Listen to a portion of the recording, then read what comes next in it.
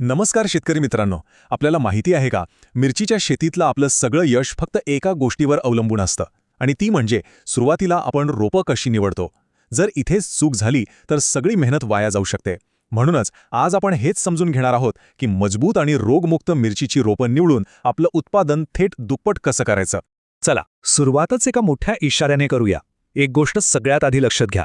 रोपवाटिकेतून रोपं आणताना एक छोटीशी चूक आणि आपलं सगळं पीक धोक्यात येऊ शकतं. हे खरंच खूप गंभीर आहे. म्हणूनच योग्य निवड कशी करायची हे समजून घेणं खूप महत्त्वाचं आहे. पण मग नुकसान होतं तरी कशामुळे?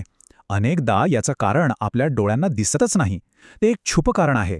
चला बघूया हे नुकसान करणारं छुपं कारण आहे तरी काय.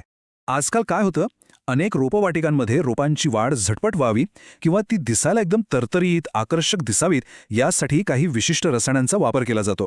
आणि खरं सांगायचं तर हीच आपल्यासाठी सर्वात मोठी समस्या आहे, जी बाहेरून पटकन लक्षात येत नाही. आता हा फरक बघा.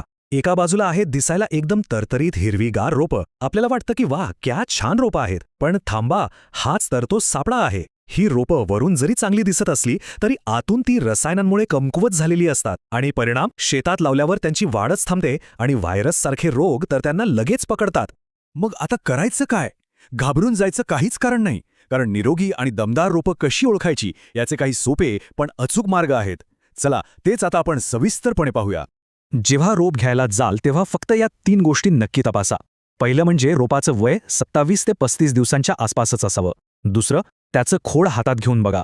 ते जाड आणि मजबूत वाटलं पाहिजे. आणि तिसरी सगळ्यात महत्त्वाची गोष्ट म्हणजे रोप पूर्णपणे निरोगी आणि रोगमुक्त आहे याची खात्री करून घ्या.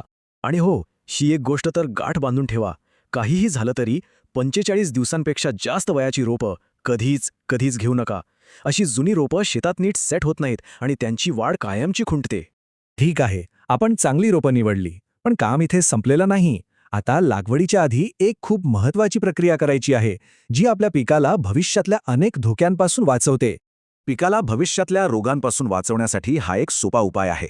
लागवड करायच्या आधी ही निवडलेली रोपं आधी कीटकनाशकाच्या द्रावणात आणि मग बुरशीनाशकाच्या द्रावणात बुडवून घ्या. बस एवढंसं केलं तरी पिकावर येणाऱ्या रोगांचा धोका खूप मोठ्या प्रमाणात कमी होतो. आता एक खास टिप, विशेषतः जे शेतकरी बांधव उन्हाळ्यात मिरचीची लागवड करणार आहेत त्यांच्यासाठी. या काळात एक छोटीशी गोष्ट खूप मोठा फरक घडवू शकते.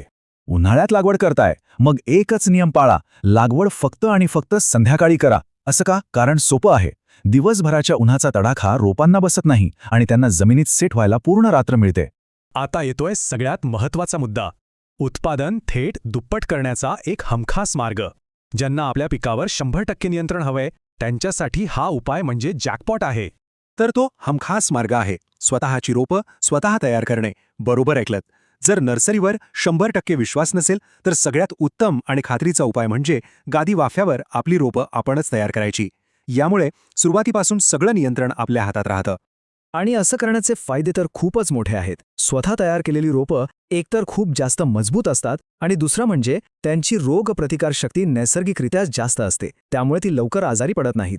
आणि या सगळ्या मेहनतीचं फळ काय? एकदम सरळ हिशोब आहे. उत्पादनात दुप्पट वाढ. विचार करा, फक्त सुरुवातीला घेतलेला एक योग्य निर्णय आपल्या उत्पादनात केवढा मोठा फरक घडवू शकतो. हीच तर खरी हुशारी आहे. तर मग आता शेवटी एक प्रश्न. विचार करा, आपल्या मिरचीच्या पिकाचं भविष्य आपण कोणाच्या हातात देणार आहोत? नर्सरीच्या की स्वतःच्या? निर्णय आपला आहे, कारण योग्य माहितीच्या जोरावर आपणच आपल्या पिकाचं नशीब बदलू शकतो.